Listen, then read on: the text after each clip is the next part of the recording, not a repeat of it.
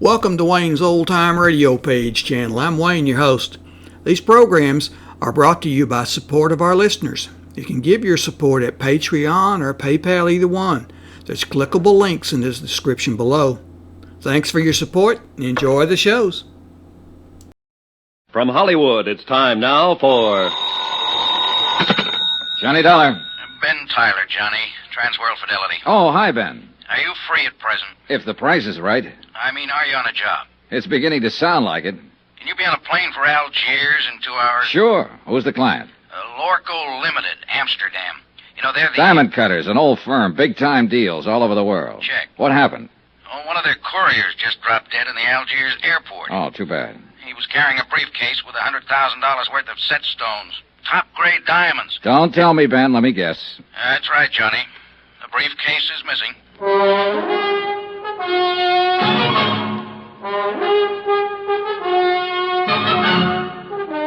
Tonight and every weekday night, Bob Bailey in the transcribed adventures of the man with the action-packed expense account, America's fabulous freelance insurance investigator. Yours truly, Johnny Dollar.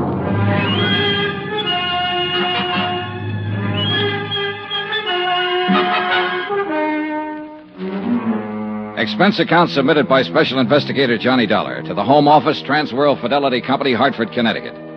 The following is an accounting of my expenditures during investigation of the Lorcoe Diamonds Matter. Item 1, $324.60, transportation. A routine plane flight to North Africa and the city of Algiers.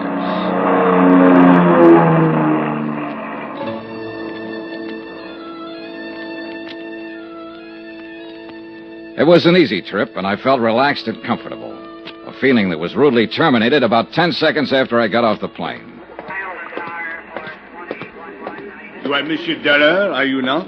Yeah, that's right. I am Inspector Marcus of the Algerian Customs Police. Oh, how are you, Inspector? Oh, quite well, monsieur, and vastly reassured now that you have arrived on the scene of the crime. Oh? You see, I have implicit faith in special investigators. I have encountered them in the past, so I have no doubt, but this little affair will prove most simple to you, monsieur. I see. I feel that in a mere matter of hours, voila, you will produce the guilty culprit like un lapin out of a chapeau. Inspector, I'm beginning to feel a cold wind from the north. That's odd for this time of year, isn't it? A mere passing breeze, monsieur.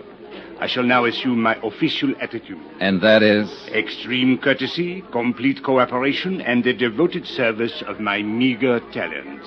On orders, you understand, from my superiors in Paris.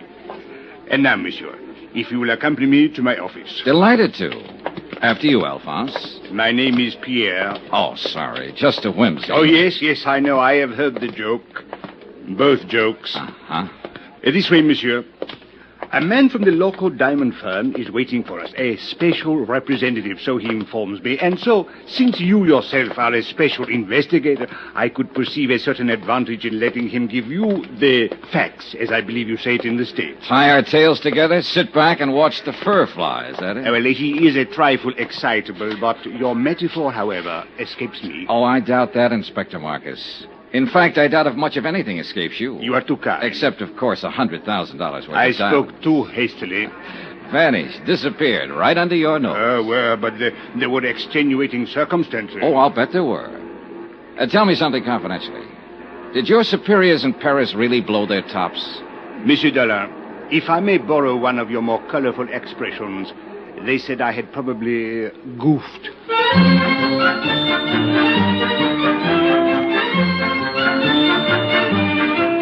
I'd met that same attitude before with local officials. To them, sending in an outsider implied they couldn't do the job themselves. And Inspector Marcus was on an even hotter spot. The air terminal was a port of entry to Algeria, under his jurisdiction, Customs Police. As he said, he'd goofed. Maybe. It is a matter which hath entire past all apprehension. But he was right on one thing. Hans this thing is Zeindorf, not have happened. the Lorcoe In representative, Paris, too, it was is not a have trifle happened. excitable. In Amsterdam, it is unthinkable such thing have happened like this. Even in your New York, mein Herr Dollar, it cannot have happened. But here, in Algiers... It have happened. Yeah, this beautiful diamond gone. All gone.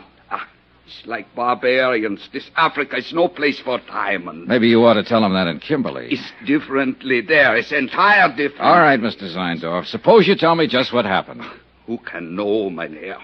15 years, this courier has worked for Lorcoe Company. We are think he is trustworthy.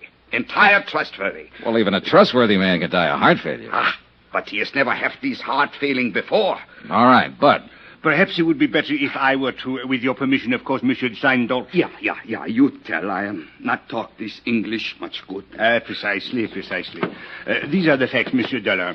The Lorcoe courier, a man named Paul Gruber, arrived on the plane from Amsterdam yesterday morning. Yeah. Did you know he was arriving? I did not know, but the point is a very clever one. So, a short while before landing, Monsieur Gruber was taken suddenly ill. A doctor met the plane, and the stricken man was removed by stretcher and taken to the emergency clinic. In 20 minutes, monsieur, he was dead. Diagnosis, heart failure. Mais c'est la vie.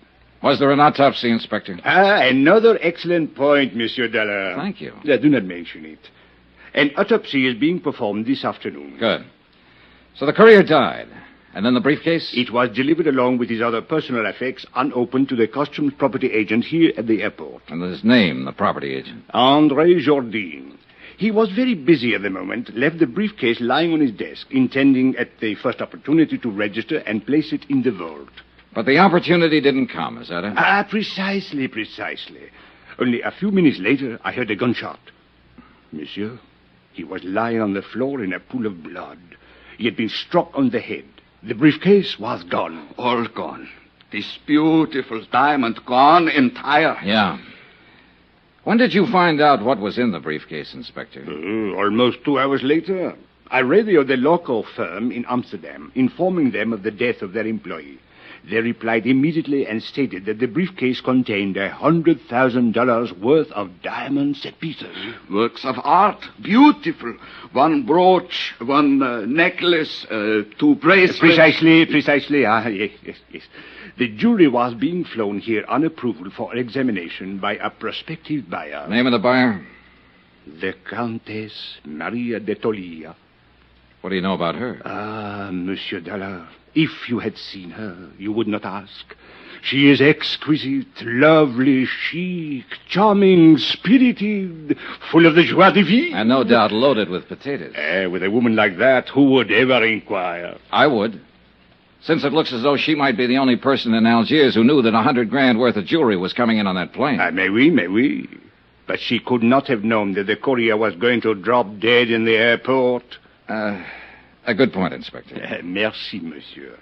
What about that property agent, André Jourdain? Any chance of talking to him? But of course, if he is yet able to talk. Then I guess I'll... Talking is not enough, my Relax, Mr. Seindorf. You're covered by insurance. Insurances is money. It's not my diamonds. Oh, well, if you don't want the money, you can always waive your claim. Mein Herr Dollar, are you think that I am crazily, that I am entire crazily? I talked to the plane crew who'd come in on the flight with the dying courier. I talked to Inspector Marcus's men, who'd been with him when he found the property agent lying on the floor of his office. I didn't expect much, and I got just that. But it didn't matter. I figured I may have had my man spotted already. The same old story. An ambitious and underpaid government agent opening a briefcase to register its contents and seeing the diamonds there for the taking. Hiding them quickly, then a fake slugging and firing a gun at a non-existent thief. Yeah, an old story. Expense account, item 2, $3.40. Transportation into town and taxi fare to the Hospital of Our Lady of Sorrows. Inspector Marcus had phoned ahead to authorize my visit. One of the sisters led me down the corridor to the door of André Jourdain's room. She motioned silently and then turned away. I stepped inside and closed the door. Monsieur? You're André Jourdain? Mais oui, but yes. What do you want? My name is Johnny Dollar. I'm an insurance investigator. My company is the underwriter on the Lorcoe Diamonds. Why have you come here? Well, to ask a couple of questions. Of course, if you'd like to consult an attorney before I have nothing to conceal, monsieur. What do you wish to know? Just exactly what happened when that briefcase disappeared. I have told it already to Inspector Marcus. Yes, I know. So now would you mind telling it to me? But there is no... Bien. I was working at the files when someone entered my office. I turned around and saw a man standing there, pointing a gun at me. Ever seen it before? No, monsieur. What did he look like? Well, he was quite tall. Heavy set? No, very thin, tall and thin. European, I believe. All right. What did he do? He ordered me to turn around, stepped up behind me, struck me with a gun. I fell against my desk. He grabbed the briefcase and ran to the door. You were still conscious? Oui, monsieur, but in terrible pain. I fumbled for my gun in the drawer of the desk and fired one shot. It is all I can remember. Uh-huh. You hadn't by any chance opened that briefcase? I had been too busy. And you didn't know what was in it? Not until they told me today. Andre, I wonder if you'd mind if I lifted a corner of that bandage and took a look at that wound on your head. If you are careful, it is very painful. Oh, sure, I'll be careful. Lie still now, please. It'll just take a second. I'll lift this edge and... I think I am lucky to be alive. Yeah, very lucky. Okay, thanks. It is nothing. Andre, do you happen to know the Countess d'Atalia? The Countess. Oh, monsieur, she is unquestionably... Yeah, I know. She's lovely, exquisite, charming, chic. Well, thanks for your cooperation, Andre. A pleasure, Monsieur Dollar. Take care of that head. It's the only one you've got. Oh, you Americans are so whimsical. Oh, yeah, we're all crazily, entire crazily. My pet theory was starting to limp. That slugging wasn't phony. It had taken 14 stitches to close the cut in Andre's head. Whoever hit him hadn't been kidding. They meant it for keeps. I walked down the corridor and stood waiting for the elevator, thinking it over, trying to figure it out. But no go. I needed more facts. And a moment later, I got more facts. Monsieur Dollar, I thought I would find you here. A clever piece of deduction, Inspector. Merci bien, monsieur. Don't mention it. What's on your mind? There should be something. Well, there's got to be some reason for that smug grin. What happened? Did the thief confess? Au contraire. I was on the point of asking what progress you were making on the case. You will be happy to hear none at all. Oh, that is too bad. Inspector. Eh? Extreme courtesy, complete cooperation, the devoted services of your meager talents. Remember? Touché. Actually, I came to tell you that I now have the report of the autopsy. The courier who died of heart failure. Only, he did not die of heart failure, monsieur. Except, of course, in a very literal sense. Well, what did he die of? Poison. Well, that was the end of a good theory. The courier had started to get sick on the plane, so the robbery and the murder had been planned well in advance of his arrival. By somebody who'd known he was bringing in diamonds. And so far, only one person fit the bill. As lovely, charming, and chic a suspect as you could ever hope to meet. The Countess d'Atalia.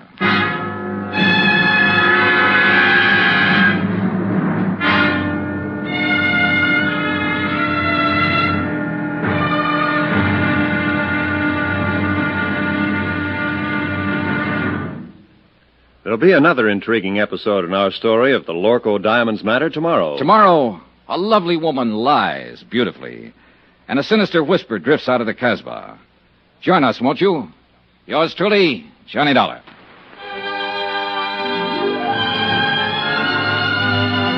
Yours truly, Johnny Dollar, starring Bob Bailey, is transcribed in Hollywood. Written by Les Crutchfield, it is produced and directed by Jack Johnstone.